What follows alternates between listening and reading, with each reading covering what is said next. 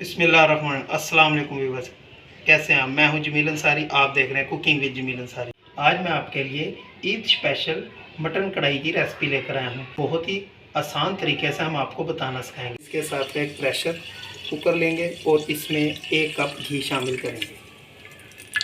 हम इसमें लहसुन अदरक का पेस्ट 1 चम्मच शामिल करेंगे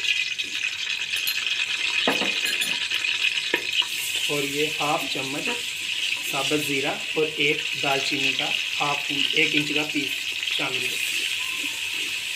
इसमें 1/2 kg मटन शामिल करेंगे। तो हम इसमें 1/2 चम्मच नमक शामिल करेंगे। हम इसे अच्छे से फ्राई करेंगे। अब ये मटन हमारा अच्छे से फ्राई हो गया। अब हम इसमें मसाले शामिल करेंगे। ये 2 दरमियाने साइज़ के प्याज, 2 दरमियाने साइज़ के टमाटर, 1/2 चम्मच सुरख मिर्च शामिल करेंगे, 1/2 चम्मच हल्दी शामिल करेंगे।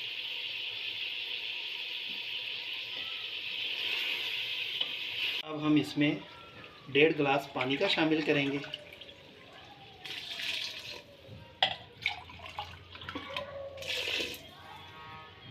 अब हम इसे 15 मिनट का टाइम देंगे ताकि गोश्त गल जाए। अब इसे हम कवर कर देते हैं और अब विसल बजने के बाद 15 मिनट का टाइम नोट करके 15 मिनट के बाद मिलेंगे हम।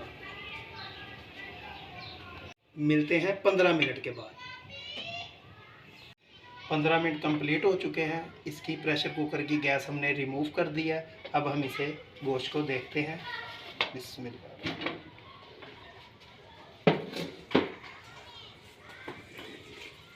अब हम गोश्त को कढ़ाई में शिफ्ट कर लेते हैं।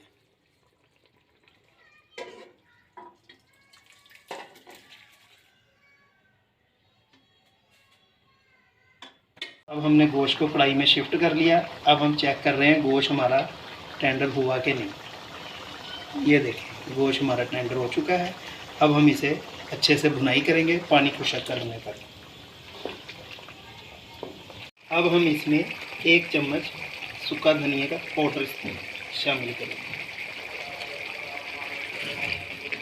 गोश्त का पानी खुश्क हो चुका है। अब हम इसकी 5 मिनट तक अच्छे से भुनाई करेंगे। ये गोश्त की अच्छे से हमने भुनाई कर दी है। अब ये हमारी मटन कढ़ाई बिल्कुल तैयार है। अब हम इसे गार्निश करके दिखाते हैं। इस पे ये धनिया और हरी मिर्चें लंबी कटी हुई और ये अदरक गार्निश के लिए।